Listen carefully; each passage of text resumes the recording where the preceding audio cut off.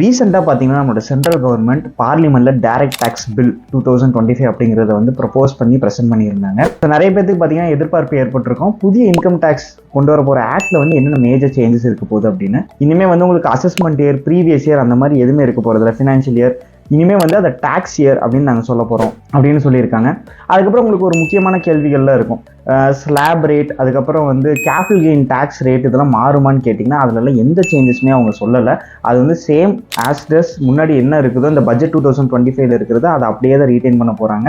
Slab rate and capital gain tax ரேட்லலாம் பார்த்தீங்கன்னா எந்த ஒரு டிஃப்ரென்ஸுமே கிடையாது. ஸோ இன்கேஸ் வந்து சார்ட் அக்கௌண்டன்ஸ் இல்லைன்னா கன்சல்டன்ஸ்க்கு பார்த்தீங்கன்னா அந்த இன்கம் டேக்ஸ் ஆக்டே திருப்பி வந்து செக்ஷன் வைஸ் பார்க்குற மாதிரி இருக்கும். இது இல்லாமல் பார்த்தீங்கன்னா அக்கௌண்டன்ட் டெஃபினிஷன் வந்து சார்ட் அக்கௌண்டன்ட் மட்டும்தான் வந்து டேக்ஸ் ஆடிட் பண்ண முடியும் அப்படிங்கிறதே வந்து ஸ்ட்ரெஸ் பண்ணி சொல்லியிருக்கிறாங்க. Number of sections and classes மட்டுமே வந்து ரீடிஃபைன் ஆகிருக்குது. ஸோ இது ரிகார்டிங்கான ஃபர்தர் அப்டேட்ஸ்க்கு stay subscribe with tax with Surya.